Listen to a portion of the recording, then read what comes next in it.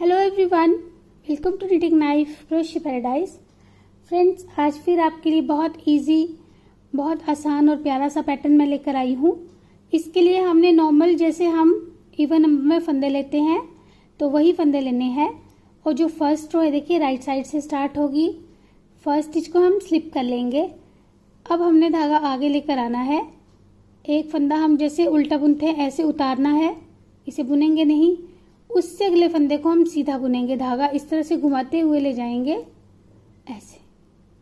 तो यही दो फंदे हम रिपीट करेंगे। धागा आगे लेकर आएंगे, एक फंदा स्लिप करेंगे, अगले फंदे को इस तरह से सीधा बुन लेंगे। तो यही हम बार बार रिपीट करते जाएंगे। स्लिप निट, फिर धागा आगे, स्लिप निट। तो ये लास्ट फंदा सीधा बुनने के बाद एक फंदा रहेगा, इसे हम सीधा बुन लेंगे। ये हमारी रो 1 कंप्लीट हो गई। अब देखिए रो 2 में हम क्या करेंगे, पहले फंदे को पर्ल वाइज स्लिप करेंगे। अब ये फंदा उस तरफ से सीधा बुना था, इस तरफ से इसे हम उल्टा बुनेंगे। और ये देखिए ये जो हमारे दो फंदे दिख रहे हैं, अब एक हमने धागा जो घुमाया था, इन दोनों को इस तरह से उतारेंगे जैसे उल्टा बुनते हैं, फिर से धागा घुमाएंगे और इसे भी छोड़ देंगे। अब हम यहाँ पे 3 बन गए ये फंदे। फिर एक फंदा उल्टा,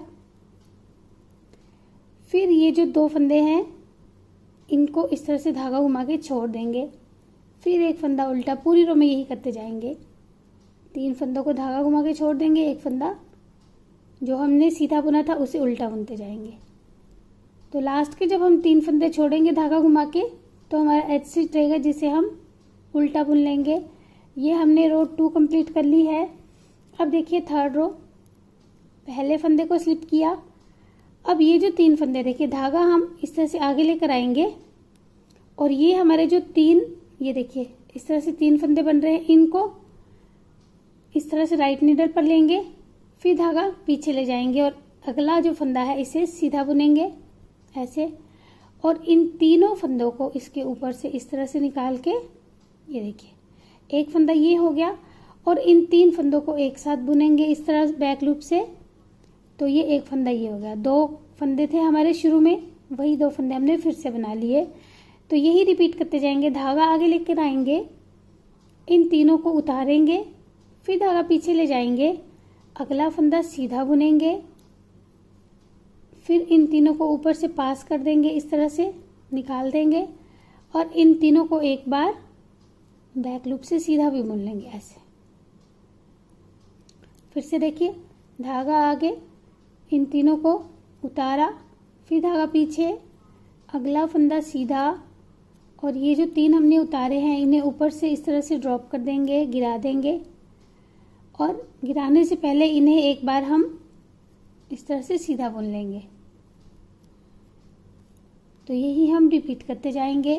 3 फंदे इस तरह से, धागा पीछे, एक फंदा सीधा, इन तीनों को ऊपर से इस तरह से गिराएंगे, लेकिन एक बार पहले सीधा बुन लेंगे ऐसे। तो बार बार ये रिपीट करने के बाद लास्ट में हमारा एज स्टिच रहेगा जिसे हम सीधा बुन लेंगे। थर्ड रो हमने कंप्लीट कर ली। फोर्थ रो सारे फंदे हम उल्टे बुनेंगे। तो यही जो 4 सिलाई हैं, 4 रोज हैं, इनको हमने अब जब रिपीट करना है देखिए कैसे करेंगे। करना इन्हीं 4 सिलाई को है, लेकिन देखिए कैसे करेंगे।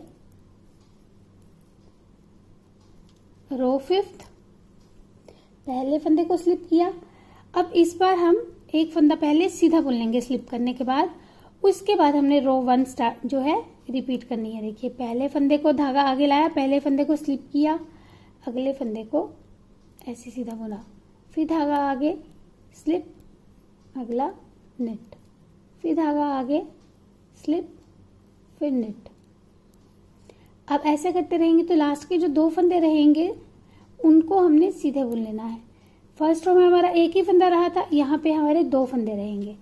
अब सेकंड रो में यही करेंगे, पहले फंदे को स्लिप किया। अब इस बार हम इस फंदे को उल्टा बुन लेंगे पहले। अब ये फंदा भी उल्टा आएगा पैटर्न का ऐसे। उसके बाद जो ये 3 फंदे हैं इन्हें हम 2 फंदे जो हैं इनके 3 इस तरह से बनाएंगे धागा घुमा के, जैसे हमने रो 2 में किया था।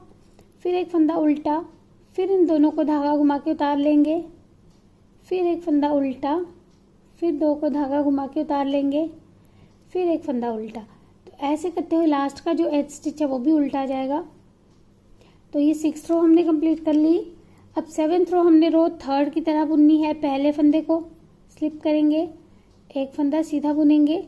अब ये जो 3 फंदे हैं, धागा आगे लाएंगे, इन तीनों को इस तरह से उतारेंगे, धागा पीछे ले जाएंगे, रो 3rd जो है उसकी तरह रिपीट करेंगे। इसे सीधा बुना, इन दोनों को ऊपर से पास किया और इन तीनों को एक साथ इस तरह से सीधा बुन दिया।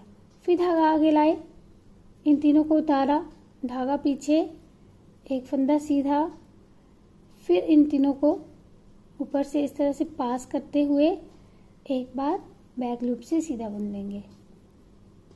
धागा आगे, 3 उतारे, धागा पीछे, एक सीधा, फिर इन 3 को ऊपर से पास, फिर इन 3 को एक बार बैक लूप से सीधा, फिर धागा। अब देखिए लास्ट के हमारे 2 फंदे रहेंगे। जब ये हम बार बार रिपीट करते जाएंगे, लास्ट के 2 फंदे हमने नॉर्मल सीधे बुन लेने हैं ऐसे।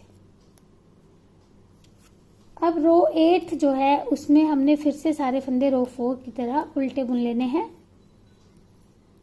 तो रो 4 के सारे फंदे हम उल्टे बुनकर ये रो कंप्लीट कर लेते हैं पहले।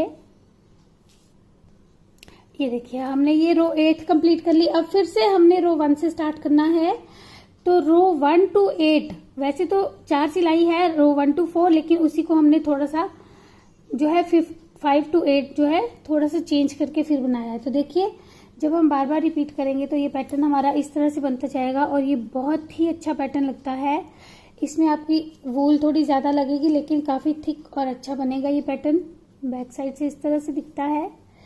तो फ्रेंड्स आप इसे ज़रूर बनाइएगा, क्योंकि हमारे वर्टिकल जो पैटर्न्स है वो तो काफ़ी ज़्यादा मिल जाएंगे आपको, लेकिन हॉरिजॉन्टल पैटर्न्स जो हैं ये बहुत कम मिलते हैं इस तरह से।